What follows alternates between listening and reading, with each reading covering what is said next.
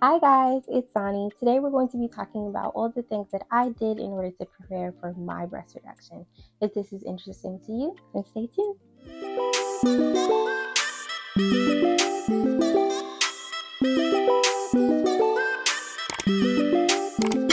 Okay, so first things first. Why? Why did I decide to get a breast reduction? So I decided to get a breast reduction for three things. So one was body pain. So I started having a lot of back, shoulder, and pain around my neck, especially after the birth of my son. So my breasts had gotten really, really, really big after him, and then I lost a lot of weight. And once I lost that weight, then I felt everything and it was horrible. So I decided to go to my doctor and figure out what the next steps were. Also, too, again, like I said, after pregnancy, they had gotten so much bigger than they were before. Even before pregnancy, I had lost a lot of weight and it was causing me a lot of pain and heaviness on my back and my shoulders. And then after pregnancy, lost the weight again, and then it was the same thing, but like times two. And then also, too, I've been in a size D since I was in like seventh grade. Honestly, they never sat really pretty. They, it just, it was something that I was really, really self conscious about for a really long time. Um, Granted, I had lost weight, I did everything I could, I was working out, all of these things, but nothing was changing the way that they looked, how they sat, or their size. I wanted them to be a little bit smaller. I'm only 4'11, I shouldn't have these big old, you know? So where did I go? So I went to the medical offices of Manhattan, which is my regular physician. From there, I didn't actually meet with my physician this time. My physician kept telling me, "Oh, lose weight, lose more weight, lose more weight." I'm 4'11, and technically I'm supposed to be 115 pounds. That's not happening. And I don't want to. I don't want to be that small. So anyway, got another physician's recommendation, and she was like, "Yeah, I think you need it." She did tell me to lose more weight because I did just have my son, so I ended up going from 227 to 146, and she was like, "All right, let's recommend you to some people." So she sent me to an orthopedic doctor just because of the back pain that I was having. It had gotten so bad that I couldn't even sit down for long periods of time. I couldn't lay on the floor. It just was horrible. It was unbearable. I couldn't sleep, all of that. So went to the orthopedic doctor, found out that the bottom of my spine was curved, and I told him all the pain that I was feeling, my reason for being there, and he was like, "You know what? Let's sign off on this breast reduction." So the thing about it is, before you get a breast reduction, you do need your approval from your physician and all these different people, and kind of create a story for yourself. Why? Because if you're under medical coverage, you're going to use your insurance just for your hospital stay anyway. Also, too, the surgeon is going to ask you for updated records from your physician because you're going to be going under anesthesia, so they need to make sure that your medical records are up to date. So I went to the orthopedic doctor. He actually referred me to a breast surgeon. His name was Dr. Finney George. So Dr. Finney George is a part of the Long Island Surgical Group. So I did a consultation with them. They were super, super helpful, gave me all the knowledge, all the information, all of the pros and cons, what could happen. And I said, okay. I did the research. I actually went on something called therealself.com. From there, you're able to find any surgeon from anywhere.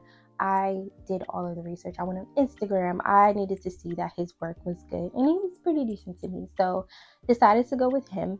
Didn't have to shop around too much. After that, once you get the consultation, they're like, okay, let's do it. You have a lot of testing that you have to go through. So I was at the time smoking, and vaping. So I did have to quit vaping, and then you do have to quit smoking altogether just because, again, the anesthesia. Um, and then the healing as well. Apparently, the smoking can like delay your healing process and increase scarring. So I was like, time to stop. So I stopped cold turkey, and then I went ahead and just saw what else I had to do because you also have to pass in this nicotine test. Okay, so after I saw the orthopedic doctor, I went back to my physician, gave them all the results, all this information, and then after the consultation, they also give you a paperwork of all the different tests that you need to take. So I scheduled that with my physician, and the only thing that we could do at the time, she had to schedule the test for me. So we rescheduled. A lot of scheduling, a lot of pushbacks because of dates and all of that with different doctors, and I'm going to different facilities and things like that. So, for example, I needed an EKG done. I needed to meet with my cardiologist. I needed to do blood work, a urine sample for pregnancy, as well as nicotine. And then I had to also do a chest x-ray. So all these things had to be scheduled. What else needs to be done? Oh, and then 3 days before, you do need a COVID test. So all these things had to be scheduled, a lot of different dates. You just have to make sure that you stay on top of everything before the surgery date. So after all of the tests and everything were scheduled, I went ahead and spoke again with the doctor. So he spoke with my insurance company, and basically both of their recommendations were based on my body mass and the size of my breast, that I take out about 520 grams each. So that's about a pound and some change out of each breast. So he told me that I might be really, really small. I was kind of okay with that. Reason why I was okay with it is because, you know, over time our bodies change. I do want more children, and I know that they're going to get big after children. And then also too, again, our bodies change over time, so that they are going to get bigger. And I didn't want to end up back in the same place again. I really didn't want to go back into the D's. At that point, I was in an F, and it was just way too heavy for me, and it was just time to get them as small as I needed to, because I know that they were going to go back. And if they go back, then at least they'd be at least like a C cup, rather than going back into like triple D, double D, something like that. I really didn't want that. Okay, so things you need.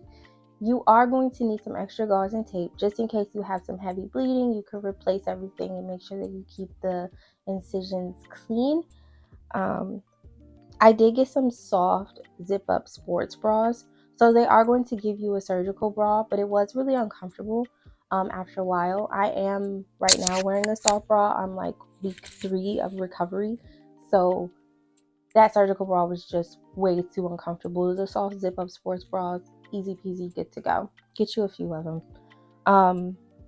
I also got button up, zip front pajamas, shirts, robes, anything where you don't really have to put anything over your head, because again, you won't really be able to lift your arms. I was T-Rexing it for a while. I still kind of am. It's just not comfortable. As you can see, I have my zip front shirt, so it's just better that way and easier and less painful. Especially when you're coming out of surgery, you're gonna want to, be comfy, have something zip front. Pajamas, button front, robes, easy peasy to just pull on and off. I did get a bed rest pillow, so that's one of those little pillows with a little armrest, and you can sit your back on it.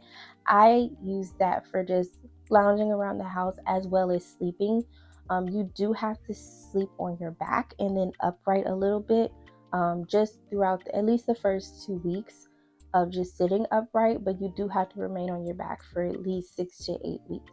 So that pillow made it really, really comfy for me in the bed to like move around, and then sleeping, and then, like I said, lounging on the couch or something like that, just so that my back wasn't hurting. I had support, because it was a little painful, especially in the first 2 weeks, to do too much movement within my chest. So I just wanted to be super, super comfortable.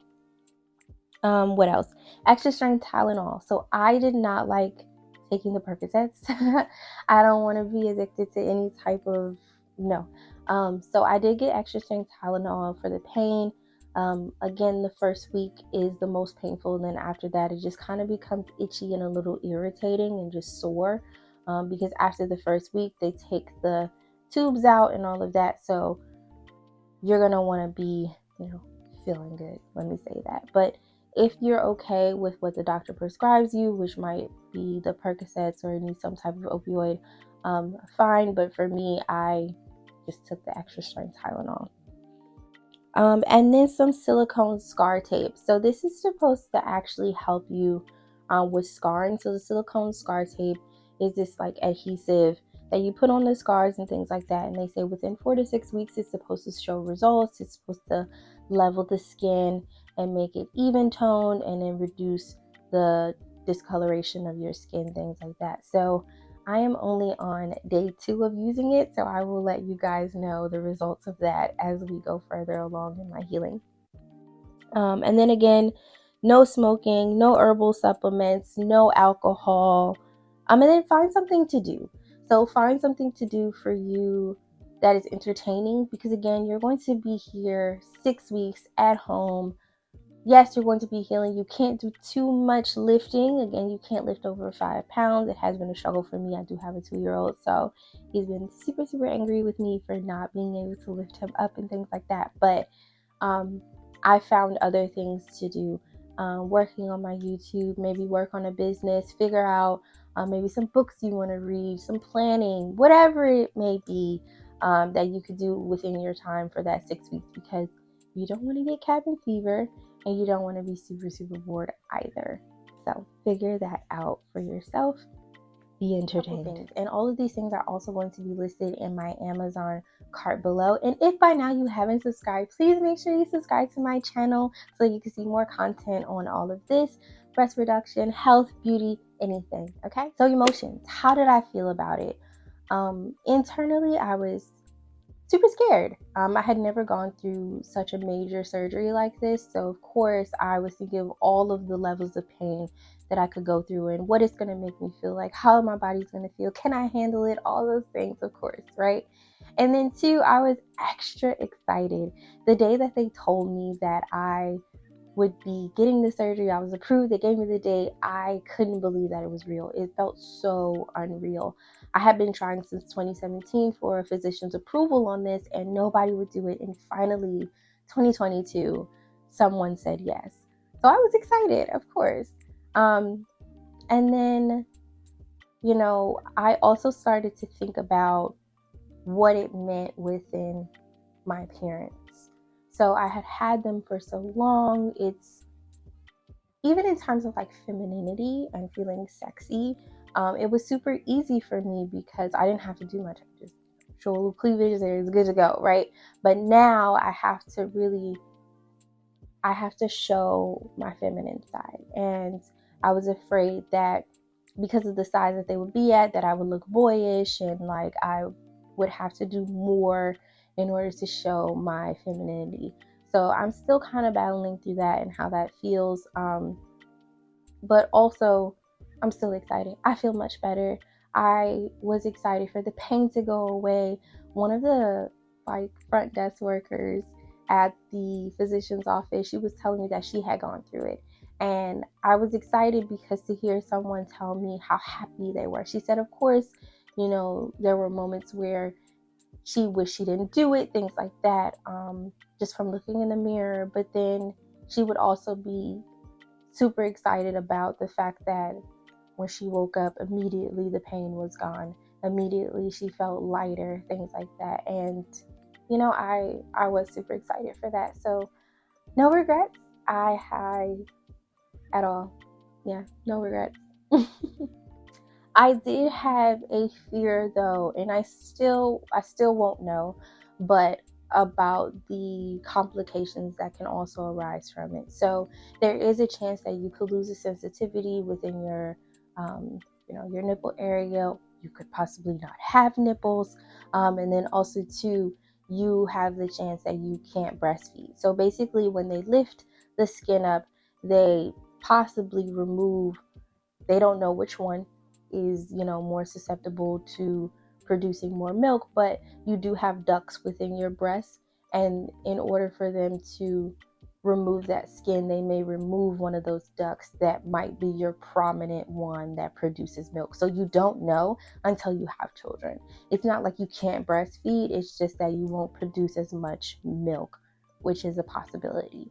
So I was afraid of that. I'm very, very big on breastfeeding. I'm very big on my children having that nutrient from the early stages of life. So I am still fearful of that, and I will not know again until I am pregnant. So those are my fears and emotions. Not too bad. And again, like I said, I'm super happy for the choice that I made.